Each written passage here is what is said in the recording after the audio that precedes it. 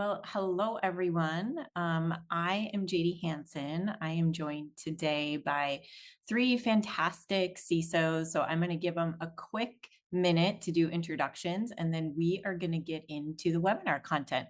So, Tom, why don't you go first? Good morning, everybody. My name's Tom Brandl. I'm the CISO at Calm. Been here about 3 years now, but I've spent probably about the last 20 years or so focusing on security operations, compliance, et cetera. I'm old enough that I started way back when you could do everything, and over the course of my career, started focusing more on operational process and procedure, and that led me naturally into compliance activities. So happy to speak with everybody today. Looking forward to the discussion. Wonderful. Aaron, you want to go next? I'm the CISO at Perforce, Aaron Kiemele. I've been here for a little bit longer than a year. Perforce is a DevOps company. We build tools to develop high stakes mission critical applications. So data management, version control, testing. Been in the security game for 25 plus years. It turns out to be my only real skill. I've done every component, whatever that may be, from engineering, AppSec, and compliance. So happy to be here this morning. Wonderful. And Jay? Hi, I'm Jay Birong. I'm the CISO here at Xactus. Been here for about 3-4 years, charged with building our enterprise security program. And prior to joining, I held other leadership positions, both CIO type roles and other engineering type roles, and have been doing SOC 2 since we did it basically in Excel. So happy to be a part of this. Wonderful. Well, thank you so much, all of you, for being here. Certainly, we have a wealth of experience that we can draw from in today's discussion. I'm Jadee Hanson. I'm the CISO at Vanta. I've been with the company now for roughly 2 years. Vanta, as many of you know, we are agentic trust management platform. We do all functions underneath kind of the GRC umbrella, very focused on continuous compliance monitoring throughout your security program to give you kind of like deep insights of where everything is at. And so today we are going to dive into all things security organization program. How do we think of the security organization as a business enabler? And I'm going to start with that particular topic. As security leaders, many of us know just how much like value we bring to the business, but oftentimes in the organization, the security team is thought of as just kind of like a cost center. And so I'm curious from each of your guys' perspective, how you move teams beyond kind of this perception that we are a cost center into much more of like a value driver. And Aaron, we're going to start with you. When you first stepped into your role at Perforce, how did the business perceive the security team, and what did you do to change it? When I stepped into Perforce, the business was already looking to mature their program. So they were already seeking change. Lots of good security work was going on, but it was mostly heroic when something was on fire or compliance audits or customers were blocking sales deals with security questions. They were always pulled along by events. So the business knew they wanted a change. So conveniently, I didn't need to change their thinking, only build the plan and work the plan. I guess to the degree that there was a change in mindset, it's moving security to being a more integrated part of the business. That security owns real business outcomes. Our job is to hunt down and reduce unprofitable risks. So this is not a technology function. This is a business function. Jay, at Xactus, you guys operate highly regulated environment. When you had to change kind of like the language that you were using to make sure partners see you as business enablers, partners versus blockers, what'd you do? How'd you approach that? Well, the first thing we had to understand was that pretty much all of our data is sensitive. And a lot of organizations, maybe the data that is driving your product is sensitive, but your mailboxes may not be, your SharePoint sites may not be, things like that. So at Xactus, pretty much everything is sacred, which was pretty unique. Not necessarily specific to Xactus, but from that perspective, that was certainly a challenge to have everyone understand that all of our data is sensitive. So we have to apply controls everywhere, not just in certain areas. We also found that a lot of our competitors didn't have these types of trust programs that we have, so we see that as an advantage. and also that this could be a selling point for us. So that's been a huge part of how we interact with the rest of our business. I think Aaron struck a chord there, is that we're here to enable revenue and minimize these risks and make it easier to do business with us, to deflect security questionnaires whenever possible. That time from sales to generating revenue needs to shrink as much as possible. Yeah, that's really interesting. Just like the identification of it being almost like a strategic differentiator, that you have like those trust pieces in place versus your competition. Tom, I'm going to shift to you. Is there any specific indicators that you've identified that show the business has moved from seeing security as a blocker to potentially like a growth driver? Well, I think that at Calm anyway, speaking to my experience here, as Aaron mentioned, there was when I started with the company, there was a huge desire to mature the program, right? Typical as many kind of tech companies, startup type mentalities, right? A lot of engineering focus, et cetera. And so it's always a challenge when you come in as a new CISO and try and implement controls, right? Because by definition, controls are going to require you to do certain things a certain way over a certain period of time. And a lot of times the business and different departments within the business can be that as an operational tax. So what's happened at Calm is, similar to the other folks have mentioned, it's been a sales enablement for us. Historically, Calm has been a direct to consumer product. 3 years ago now, 3.5 years, we acquired a company called Ripple Health Group, which is payer focused. So it's more enterprise, if you will. And you couldn't imagine the two different extremes there, right? But we've had support from the top down across the organization for our security team to implement the controls we need to meet those requirements, right? 20 years ago, 15 years ago, some of the things that we do now, given the size of our company, would have been optional in a lot of cases. And now it doesn't matter, right? If you're selling a service, you have to meet requirements. It doesn't matter if you're 50 people or 500 people or 5,000 people. The bar is the same height for you. And so we've had a lot of input and a lot of trust from our organization to implement a program that doesn't implement additional friction where necessary, but also provides, our ability to close deals faster, to sit in the rooms with, large multinational insurance organizations and can stand toe to toe our program with their programs from a security and compliance perspective. I think there's like this common thread that you all are drawing on, which, security is something that every customer, no matter what you're selling, is going to ask about. And so it is really our jobs to make sure that we are like positioning the organization to remove deal friction and to ensure like trust with customers. This is not something that comes up one in every 100 deals. It is in every single deal, no matter what it is we're selling. Myself at Vanta, when I started, we were, very much focused on kind of reducing risk, maturing the organization, but we kind of changed our tune where, yes, that is the focus. But in addition to that, one of the strategic initiatives that we measure ourselves on is really that enable the organization. And so this is like where do we not have something in place that causes deal friction? We monitor that, we count that. We are obviously the security team using the product. And so for us, we have this opportunity to play kind of a larger role in like marketing and sales and product direction and product roadmap. And so again, all of those things like really standing out beyond kind of the traditional security work and moving into a spot where we truly are enabling the organization, which is great.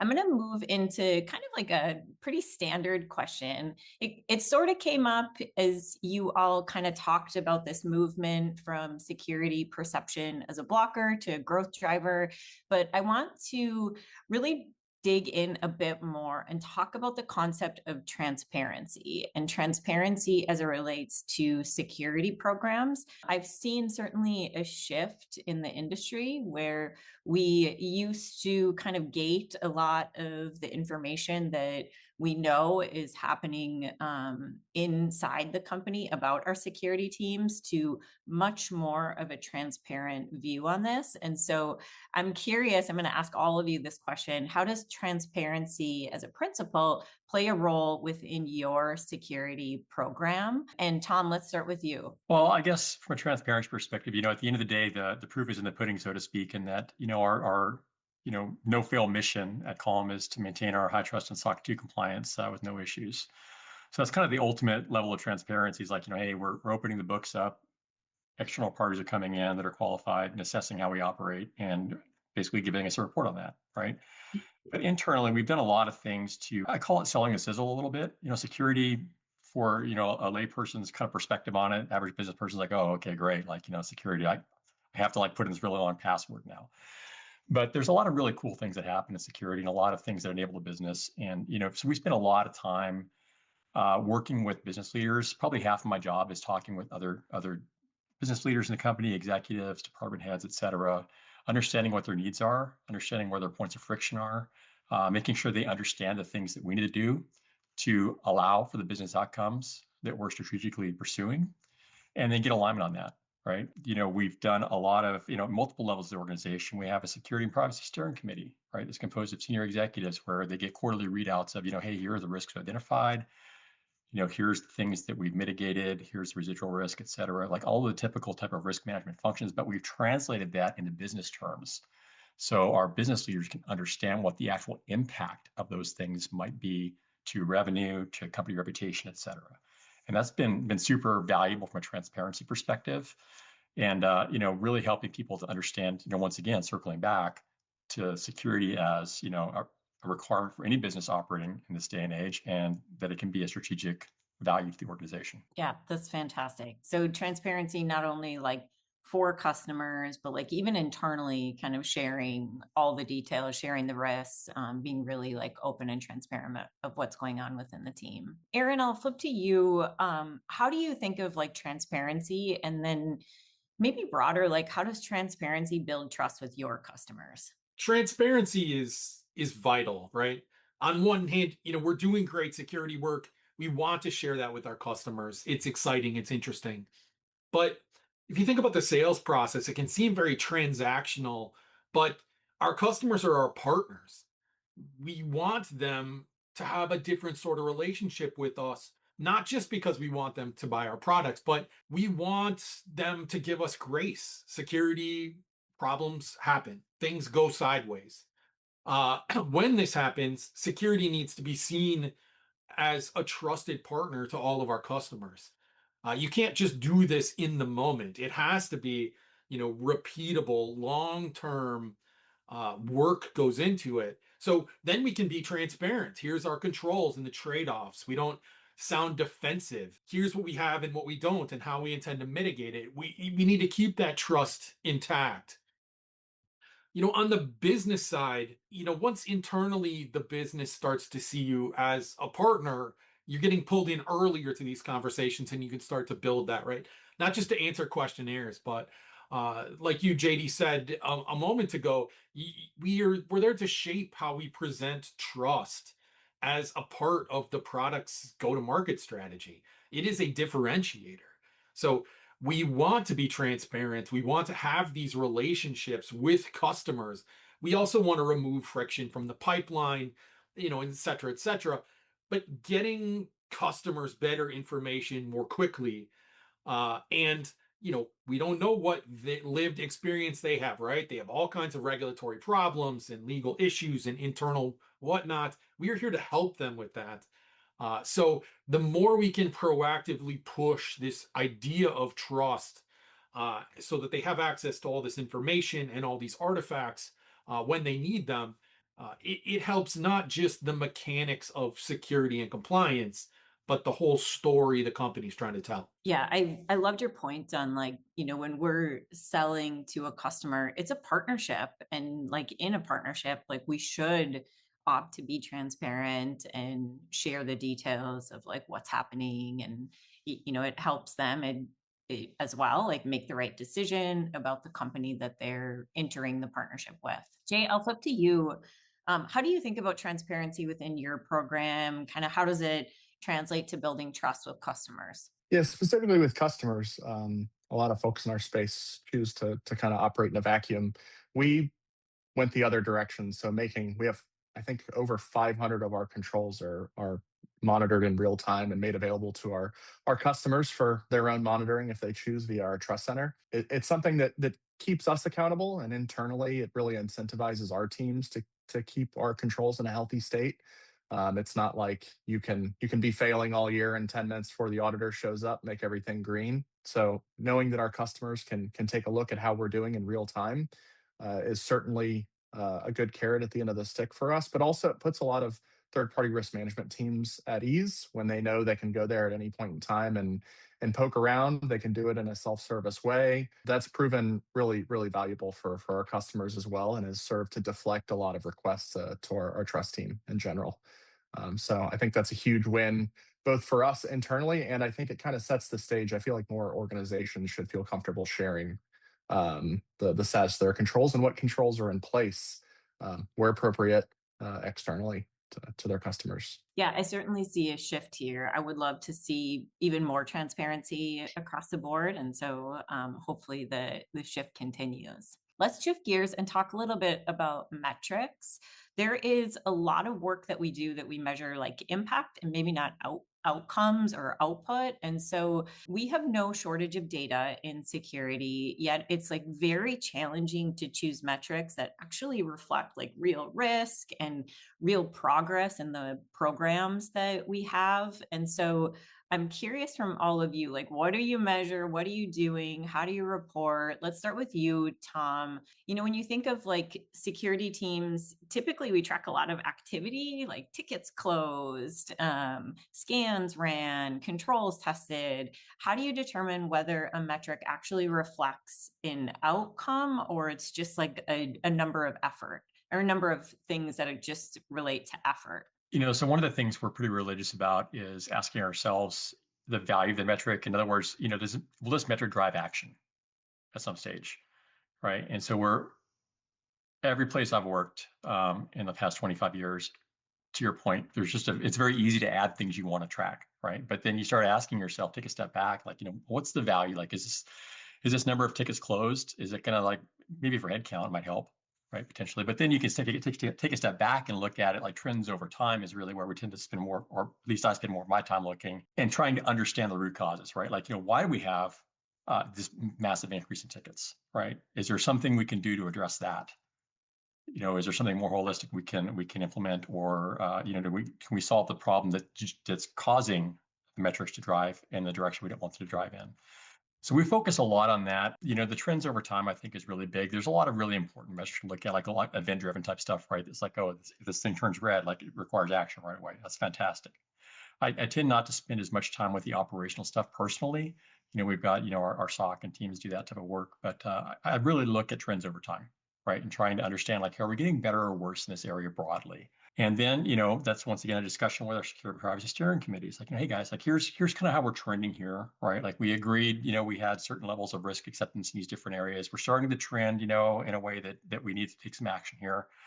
What are the thoughts, right? Here's some options or recommendations we've got. I say this all the time to my team. I'm okay accepting risk as long as it's an informed and group decision, right? I don't want to be the only guy that knows about a risk going to sleep at night and like, okay, I accepted this risk solely.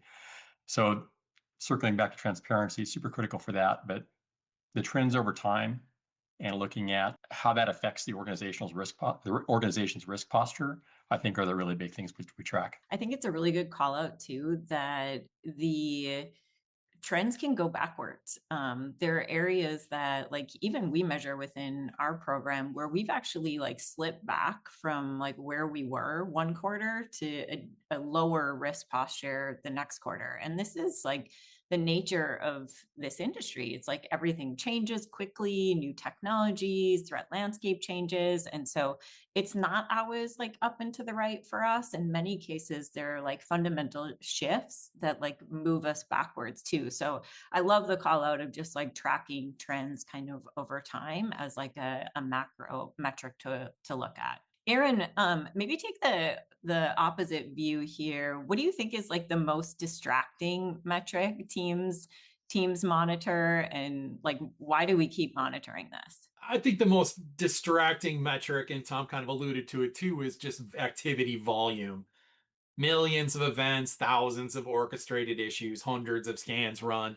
Anything that's measuring motion and not really in terms of progress, it persists because it's dramatic and it's easy to count, right? And to an extent, right, it helps non-security practitioners have some idea of the scope of what's going on. But that sense of productivity isn't real productivity, right?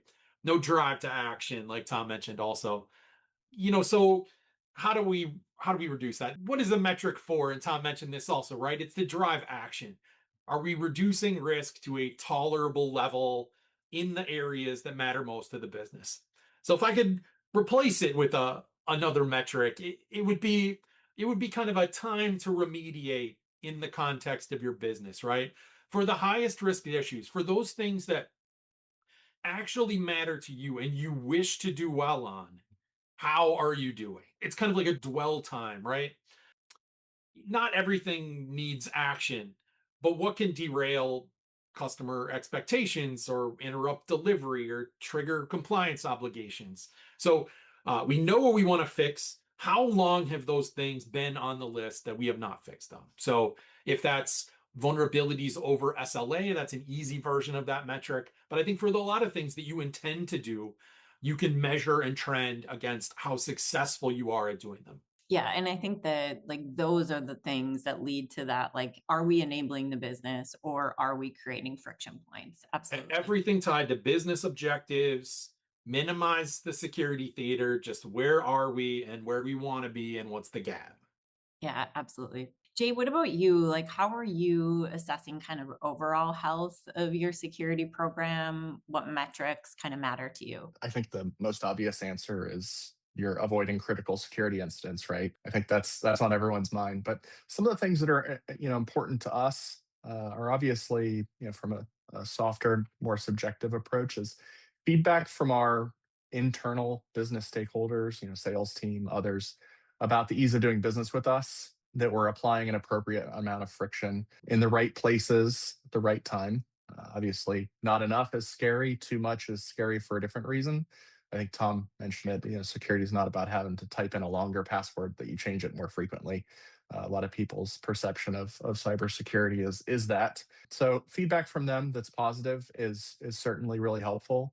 But also, as far as reporting things, seeing our risk scores, especially residual risk scores, trending down is really helpful. Knowing that yes, we're identifying new risks, but we are seeing our risk scores trending down is pretty important. For us at Xactus, we operate primarily out of our risk register. That drives most of the action we take on a day-to-day basis. It could be a risk that we can't win business because we don't have a certain security certification or that there's exceptions in our SOC 2 attestation. Those are risks to our business just as much as, data is exfiltrated by a threat actor through a compromised account. So for us, that's pretty important. And also, Aaron, I think, mentioned a bit about dwell time and how quickly we remediate vulnerabilities that we find. I think that's a sticking point in pretty much every organization is your cybersecurity team may find problems faster than your infrastructure engineering teams can remediate them. And that's definitely a bit of a dance that we work on pretty much every day. Those are pretty important to us. You touched on just like the engagement from other parts of the business. I want to pull on that a bit. Tom, when you are working and you're involving like these other teams like legal and product, sales, what does like success look like for security? And like, is that collaboration like hard for you? It sounds like maybe Jay, like you have pretty good engagement. Tom, I'm curious, like, is the same thing true at Calm? Is that collaboration pretty strong, or what does it look like when involving those teams? My experience at Calm has been probably the best of my career. It's been a very strong and very fruitful collaboration, right? I think that, having the regular touch points, having the regular communications, having a common understanding of business objectives, and then kind of what each team needs to do. Because there's a ton of overlap, as an example, between security compliance and legal, as an example, right? And product. There's times when some of those things, conflict with each other. But at the end of the day, if I find that, having frequent communication and understanding amongst those teams and defining what the objective or the outcome you're looking for is, it's much easier to solve for that versus, trying to solve for the thing that you're personally interested in, right? And this gets back to the discussion about like, hey, what's acceptable, what's not acceptable, kind of the give and take aspect and understanding, once again, if you tie it back to business objectives, it gets a lot easier to make those decisions. I think that our legal team here at Calm has been very engaging. They're very involved in our third-party risk management program. It's been huge for us, quite honestly. But once again, there's a trust aspect here, right? They know that when I come to them with something, that I'll have thought through like what the business objective is and what the impact of the business could be, and they'll understand what I'm asking from them isn't just like security for security's sake. It's like there's actually a reason behind this, and fairly often, we'll end up down a path that I couldn't envision before I started the conversation, right? That actually works out better for everybody. And sometimes not so much, but usually that's the case, right? And at the end of the day, we're all stacking hands and saying, yeah, this is the path we're going to go down, and we're happy with that. I mentioned our security and privacy steering committee as well, right? So I co-chair that with our privacy head, who's in the legal department, right? So very, very tight synergy there, which is, I think, super critical and important for any organization these days. I could not agree more.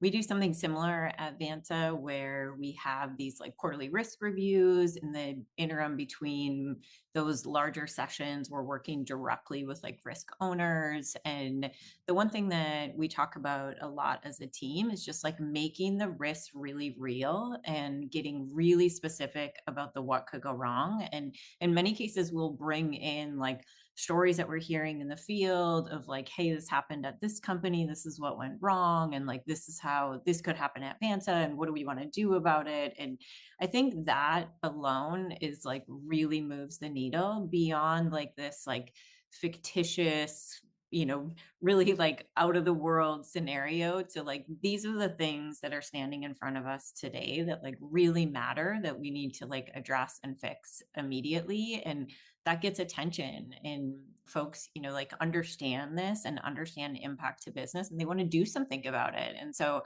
like, I think that alone bridges like this really strong trust with like the partners you have if you can approach risk in that way. So it's cool to hear you all talk about that. I'm going to shift gears. There's some questions in the chat and in the questions, the Q&A section about board level reporting and like, what do we tell the board and how does the board react? I think there's a lot of leaders out there that want to know and want to like benchmark, like, what do you share? How do you share? And so we're going to talk a little bit about like, how do you show your work to the board? What is the right things to communicate? And I'm going to start back with you, Tom, at a high level, like, what is your board most curious about or anxious about? And when it comes to security, what do you share with them? Yeah, so our board's mostly interested in making sure that we're meeting industry and regulatory compliance standards, right? And obviously they want to make sure that we're meeting our customer expectations relative to those areas as well. Kind of the primary measure they look at that is like, hey, are we passing audits? Are we having any issues closing deals? Things of that nature. It's kind of a bit of a joke. It used to be an IT joke way back when, but if we're doing our job and we're doing it well, like nobody really knows, right? And that's where I said we got to sell the sizzle a little bit to let people know, like, hey, like we're actually doing stuff here, and like here's some really cool things we did that affected this outcome in a way that we wanted to. But generally speaking, our board is pretty happy with the level of transparency we provided them to our customers, and they're happy with the strategy we've implemented, the controls we have in place, and how we're managing the program. Like they're really happy with the program itself. And that's kind of my big upward communication aspect is like, hey, let's talk about the program itself. I don't want to really focus on specific things where I don't have to, because it's really, if we've got a good solid program, we can, an analogy I use quite often is sailing, right? Like you never sail directly to a point in the distance, you tack back and forth, right? So let's just define where it is we're going, know that we're going to be tacking back and forth along our way there, but we're going to be keeping forward progress towards that destination, right? And so those are the things I try to focus on more. And I find that resonates a lot with boards because they're more interested in a longer term strategy and ensuring that like they're not going to worry too much about a thing that happened yesterday. They're going to, well, I say that. They could potentially, but generally speaking, they want to make sure that we have the right processes, people, and technology in place to ensure that we can adapt to, current and future requirements that are placed on us as an organization. We very much like share metrics that tie to like 3 big strategic initiatives for the program and like what we're doing. And so the thinking is like much more bigger picture. Like if you walked into a board meeting and you're talking about like vulnerabilities closed, oh goodness, like there is just going to be like gloss over, no one's going to understand it. And so making sure you keep the conversation tied to like strategically where are we headed, what are we doing, how are we going to get there is so important. Jay, I'm going to flip to you. When you think about like your board meetings, how do you decide like what metrics do you bring? What do you share? Are you more at that like strategic level? What things would you never bring to a board meeting? I think it was discussed earlier. I think Aaron brought it up as things that just don't necessarily require action. Number of blocked emails, things like that you can't control, that don't mean anything. How many uh, attacks were prevented? Well, we're being scanned thousands of times every minute. That's just not really an appropriate metric to include. It's a big number, depending on what your goal is when presenting to the board. Maybe that works for you. But I try to I try to skip metrics that don't materially impact our posture. So things like I have included before, but try to avoid is like phishing simulation, click rate, things like that. You can provide more training, but that doesn't necessarily mean that it's a good indicator of your risk. And since we're very risk focused, most of what's included is updates from our risk register. So we try to talk about, what risks have changed, both in either direction, where we've lowered risk in this area, but here are some new risks that maybe we haven't treated as well as we'd like. Or I think there was a question in the chat a bit about how you navigate headcount and things like that, and funding, and that's a good opportunity to do that. Which is, we have these risks, we can't appropriately treat them based on our risk appetite because we're missing this tool or this role, or we don't have enough people to triage alerts fast enough to keep up with what we'd prefer to have our mean time to detection. That's a good time. You can tell the story you need to tell, but we're primarily focused on risks. I wonder like how many of you are bringing in like AI risks into the conversation. And so it's amazing that we got this far in the webinar and we haven't talked a lot about AI. And so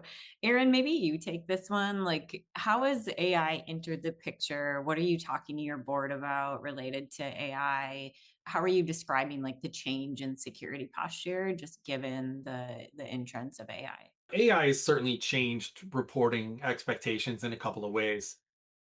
Firstly, your leaders, your investors, your customers, everybody is expecting now a clear answer to some version of where is AI in your environment, who's using it, what are the guardrails. It's no longer enough to just say, we have policies.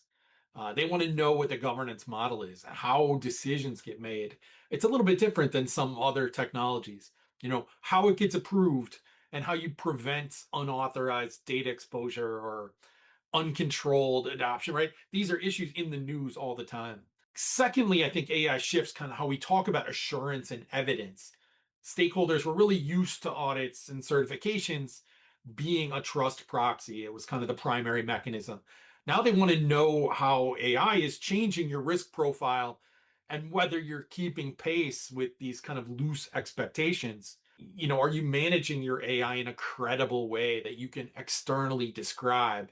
So, for example, ISO 42001 is kind of the emerging newer framework, but it isn't quite yet resonating with everyone, right? So you need to tell the story the long way around about exactly what you're doing.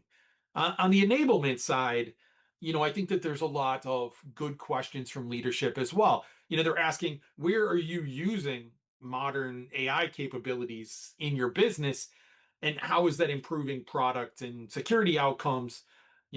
Detections are reduced, response time is better. There's a lot of ways to kind of tell that story. I'm blessed with great leaders at Perforce. They're less interested in the novelty of it, and they're really interested in whether these AI tools are making us measurably better at protecting the business and its customers. So still, there's a lot of storytelling there. I totally agree. I think the ISO 42001 is like a great start, but there is like the story concept around it 100%. I did hear a rumor you all At Perforce, you got your 42001 certification like last week. It is imminent, but yes, we did Awesome. we did achieve 42,001. It was a good accomplishment. That's awesome. Congratulations. Thank you. Okay, we are going to move into a bit of a lightning round to close it out. And so here's how this is going to work. I'm going to ask a question. We're going to go Aaron, Jay, and then Tom. And I have 3 questions, and then we'll close it out. The first lightning round question is, what's one board question you used to dread, but now you feel confident answering? Aaron. I think some version of the "Are we secure or did we win" security. These questions that come from folks who aren't really up to their neck in the security world. It takes a long time to learn how to articulate. There's no real victory condition for security, right? That incidents happen, they keep happening. It's all about doing good work and repeatably getting the job done. I think early in my career, especially, that was a dangerous and complicated question.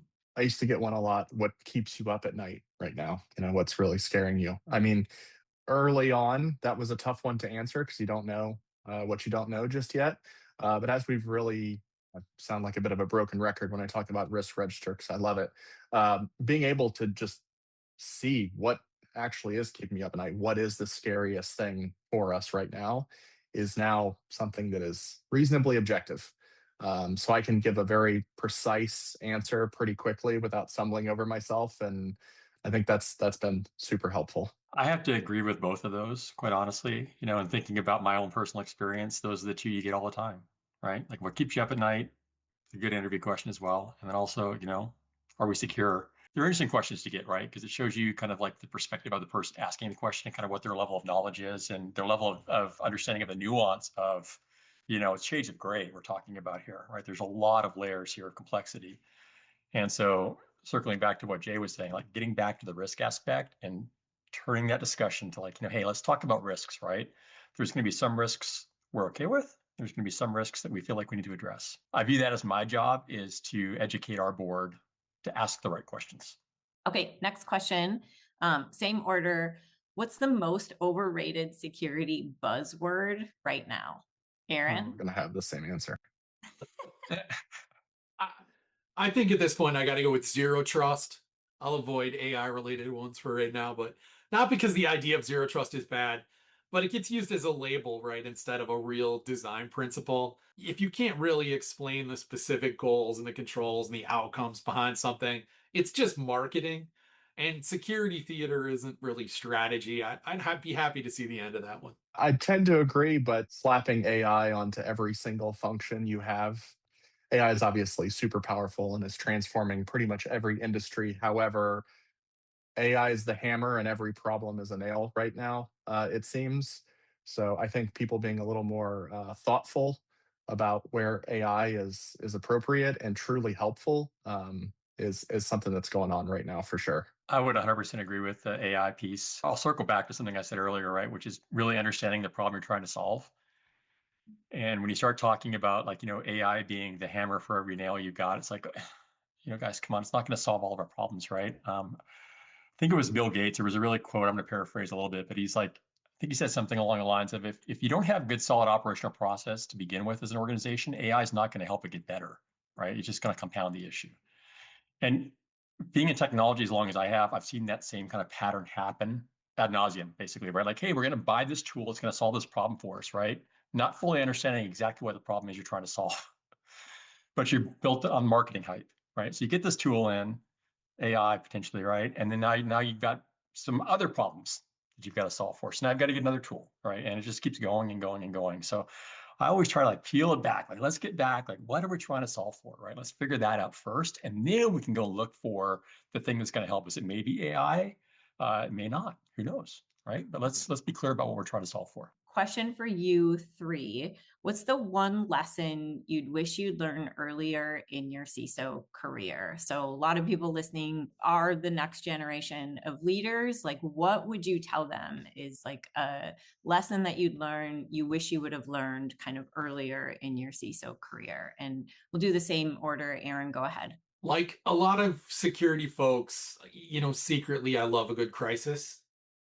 Being in the fire on an incident, fighting the good fight against literal evil doing criminals, brilliant. But that's not that's heroic and meaningful in the moment. But when you come down to it, that's not how you build trust, right? Trust is built through cadence and consistency. So it's a lot less theatrical. But the real important work in security is steady work, clear narratives, repeatable processes, calm communications when things go sideways. That this is what earns you the right to influence the business and get investment into the tools and the people to further help the business and keep you out of the fire. So it's not about the heroic win in the moment. It's about really just being diligent and understood early enough to make a change. Not specific to my CISO career, but in technology leadership in general, is, in a CIO role, oftentimes you're seen more as an enabler of the business. You're getting the tools that the business needs to be successful. You're maybe innovating from a technology perspective, giving people new capabilities. And I feel like oftentimes a CISO is getting a bit of a reputation for adding, say, like unwarranted friction, or they're going to say no. There are probably more CISOs with the Doctor No nickname than any other C-level executive. But really focusing on partnering with the rest of the business is, in my opinion, just as important as the type of technical controls you design or implement and things like that. It's much less of a technical role than I think some people think. Tom, what about you? Anything that you'd want to share in terms of your lessons learned? Security is much more than just technical, right? When I started out in my career, it was primarily engineering focused, right? So everything, if you have a hammer, everything's a nail. So I was like, hey, I can solve this problem. I can solve this problem. But that tie to the business aspect, and Jay hit on this really well, right? Is that, 15 years ago, there was the discussion about CIO as a business leader needs a seat at the table, et cetera, right? The same exact thing is happening with the CISO role, right? It's really, you're solving business problems. I do some work at Carnegie Mellon, and there's a slide we present in one of the lectures that's, what's the most secure computer in the world? And it's, turned off and buried 20 feet under concrete, right? Like super secure, but not very usable, right? If you take that kind of like that metaphor broadly for an organization, it's like you really got to take those things into account. And that's, I over rotated a lot earlier in my career because I knew the technical aspect very, very well and the business side less. And for me, the light switch came when I started to understand, like, hey, like the things I do actually impact the business, and they can impact it positively or negatively, right? And so I want to do the things that help the business versus detract from.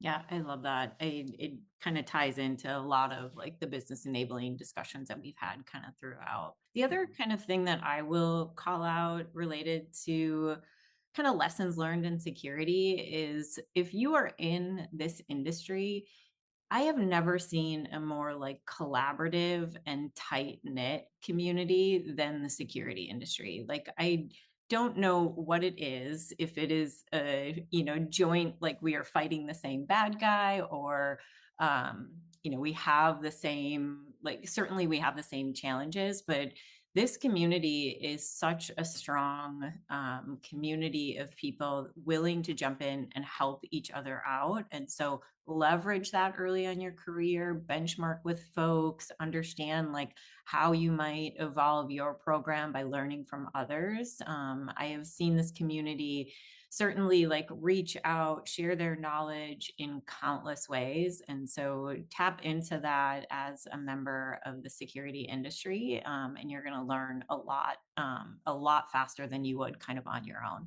I want to just take a moment and thank all three of you for joining me today. This was wild fun. I love just hearing your stories. Certainly, I learned from you. I'm sure our audience learned a lot from you as well. And so thank you so much for taking the time out of your day to share your experience and your knowledge with the group. And I hope you all have a great day. Thank you all for joining us today.